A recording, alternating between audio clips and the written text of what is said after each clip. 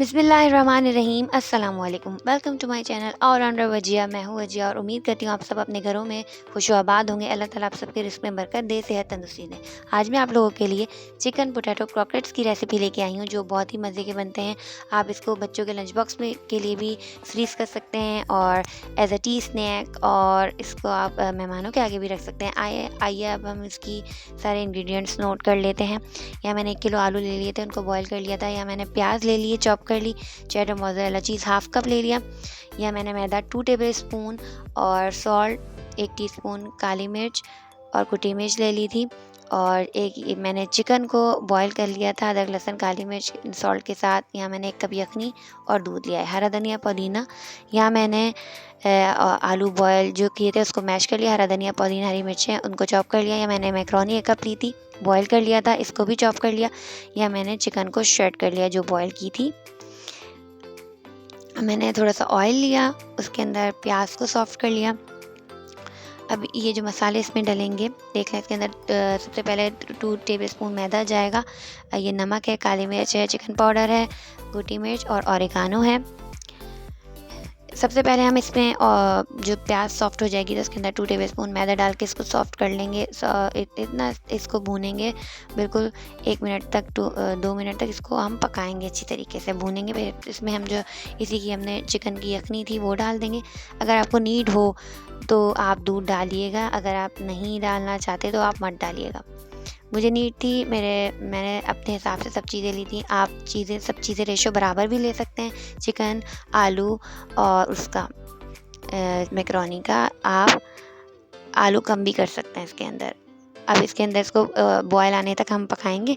फिर इसके अंदर जो ये हमने सारे मसाले लिए थे वो सब हम डाल देंगे। इसको हम अच्छी तरीके से पकाएंगे जब तक इसमें बबल्स ना बन जाए। अच्छी तरीके से ये गाढ़ा हो जाएगा।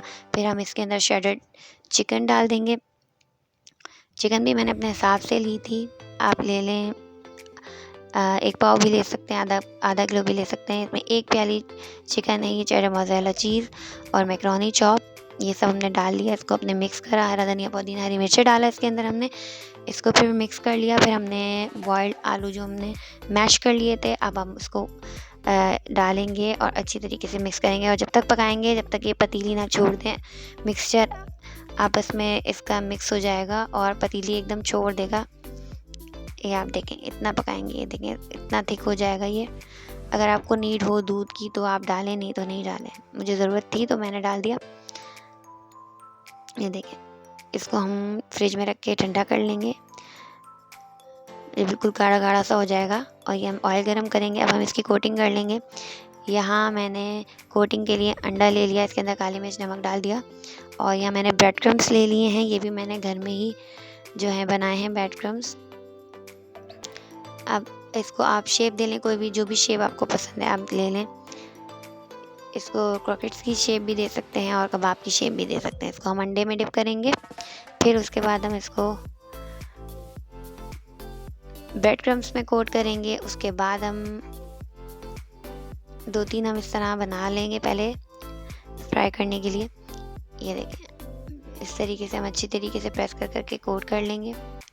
जब आप इसको फ्रिज में रखेंगे तो आसानी से ये बन जाते हैं।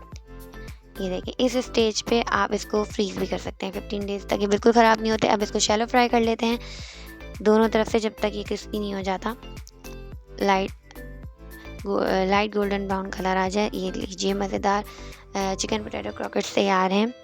लंच बॉक्स में भी आप बच्चों के दे सकते हैं। इसको आप ट्राई करें, ज़रूर बताएं ये रेसिपी कैसी लगी। मिलते हैं नेक्स्ट वीडियो में। टेक केयर एंड अल्लाह हाफिज़।